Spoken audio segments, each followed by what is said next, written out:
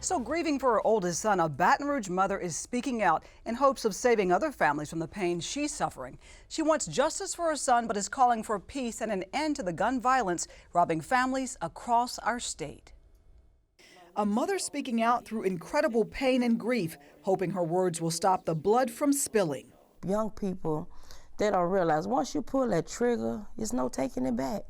Her son, 29-year-old Lewis Robinson Jr., a father of three and up-and-coming rapper Louis Badass, was shot and killed on May 2nd, 2018. To me, in Baton Rouge, it's just like a death sentence to be a rapper.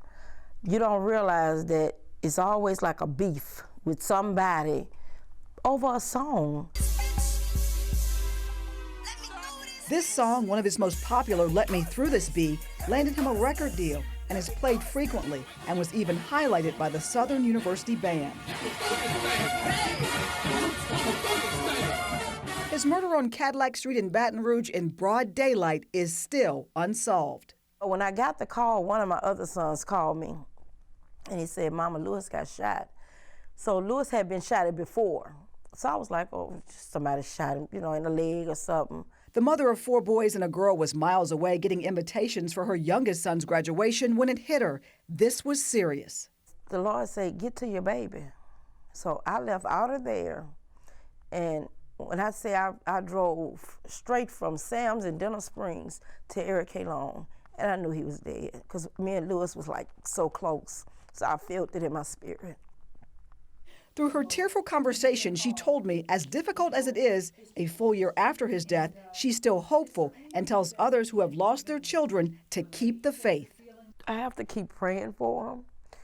I have to pray for the killer who killed my child because I wouldn't want his mom to be in my shoes, even though he killed my child. Mothers throughout the Pelican State are joining Robinson in a group no mother wants to be a part of. Statistics from the FBI show Louisiana had the highest murder rate per capita of all 50 states, a record the state has held for 29 consecutive years, from 1989 to 2017. D told me he was gonna give me a hookup. D who? It's nuts. Louis Robinson Jr. was a veteran. He served 6 years in the Army. He did tours in Iraq and Afghanistan. His mother encouraged him to join. She says she felt he was safer overseas than in his own backyard.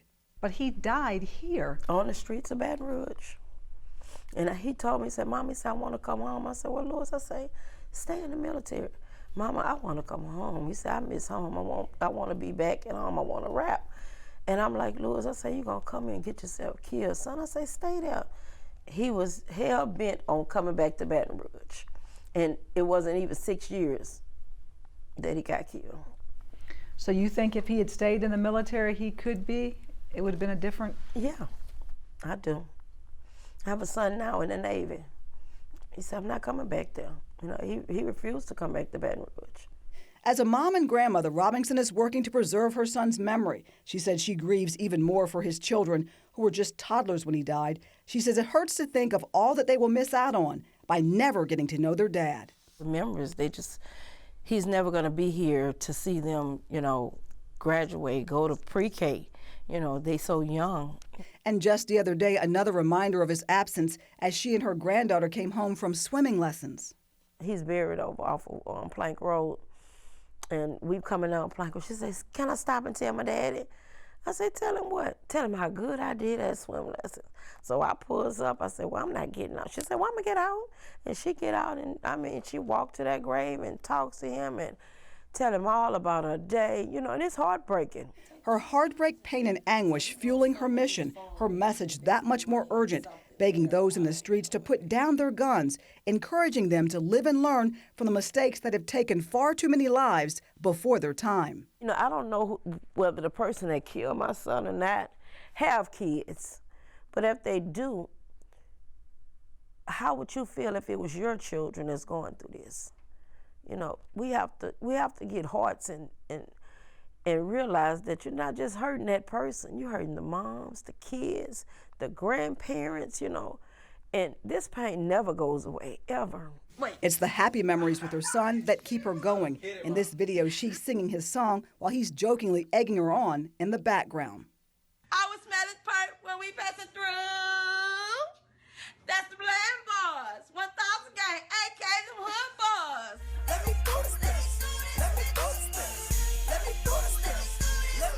praying every day she gets through another day without her Lewis. I just want the community to step up and try to solve some of these murders and tell what you know, tell what you see. Now, if you can help solve the murder of Lewis Robinson Jr., call Crime Stoppers at 225-344-STOP or submit an anonymous tip on their website. Now, you can remain anonymous and could be eligible for a cash reward. More than 50% of the state's public water systems are more than 50 years old, and on the list of the 10 worst is Melville in St. Landry Parish. We took a trip to Melville to talk to town leaders and residents about the fix that is urgently needed to avoid a water crisis in a town that has seen much better days. Velma Durasol Hendricks was born and raised in Melville. We definitely don't have the money to get the things that are necessary for good living. Hendricks was elected mayor in November. The 80-year-old retired school teacher says she felt a sense of obligation. I am accustomed to Melville having certain things, and we no longer have them. And I just want to see Melville come back to where it once was. The town no longer has a bank. It closed a few months ago. The gas station also closed up shop, as well as a number of corner stores. We had public schools here. We no longer have a public school. We had a pharmacy. We no longer have the pharmacy. The small town nestled in the northern part of St. Landry Parish along the Atchafalaya River is struggling. Now, we do have a health service. This is Med Express. I think if we could get some industry here, we could bring the citizens back. A recent census says the town population has dropped to 1,041, and adding to the list of problems Melville faces, a recent report has placed the town on the governor's list of 10 worst drinking water systems in the state. Like many small communities, Melville can't afford to maintain or make improvements to their 60-year-old drinking water system. We only have one small well that's operating, and we need the large well and use the small well as our backup. In the past, well, Melville was known for having one of the best water systems or the best water that you could possibly consume. But over time, with the types of pipes that was placed in the ground, these galvanized pipes, they began to deteriorate. Willie Haynes III served 3 terms as mayor of Melville and says getting the new water system up and running is important for another reason, too. With a new system, it'll be more upgraded, whereas you could keep a count of households that's using the water. Because that's a problem now, because some people don't pay for water. No. There have been situations where customers was terminated because of lack of payment, whereas the front portion of the house was cut off. But the back, still water was being used. Haynes says even if and when the town's old water system is replaced, a lot more needs to be done. We're going to just have to get involved more with our area legislators, our senators, our representatives. They must look at us here in this area. We vote for them. We need them as much as they need us. Yeah, we're excited about getting the grant so that we're assured of quality water. Grant Canatelli agrees. His family owns Melville's only grocery store. So they're getting this grant, $4.3 million, and a loan along with it. It's essential for the town to grow, right? Yes, absolutely. I mean, because basically if you lose your water, we don't have much left now, but you know, we definitely don't want to lose water and the quality and reliability of our water. Canatelli says his business has suffered in recent years and is hoping improvements in the water system and in other areas will turn their town around. We're trying everything we can to keep the doors open, and it's really a struggle being in a small community with just not a lot of resources. Our citizens just don't have a lot of extra income to spend. Michael Clark says the new water meters that come with the new water system could be the start of an economic boost the town needs. You're paying a flat rate now, but water meter is going to say if you don't use so much water, then your bill is going to be cheap, you know what I'm saying? And it's going to help because people don't want to fix their leaks here in town. If you have water meters, they're going to get their leaks fixed because they don't want the water meter to continue running.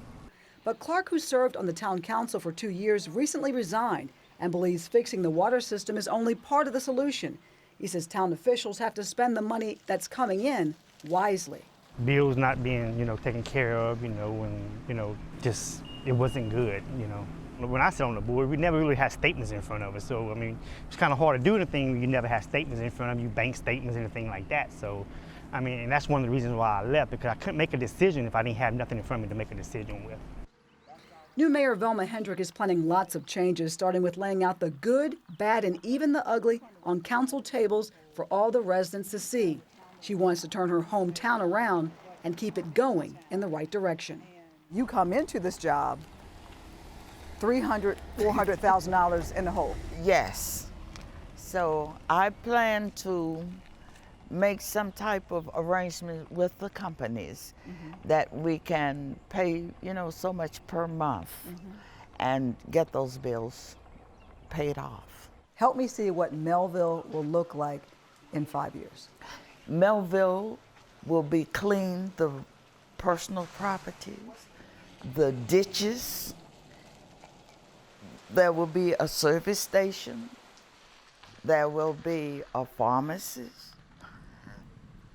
There will be corner groceries and just a beautiful place. Now, a study done by the Environmental Protection Agency in 2011 estimated that it would cost taxpayers $5.3 billion to fix the state's crumbling drinking water infrastructure.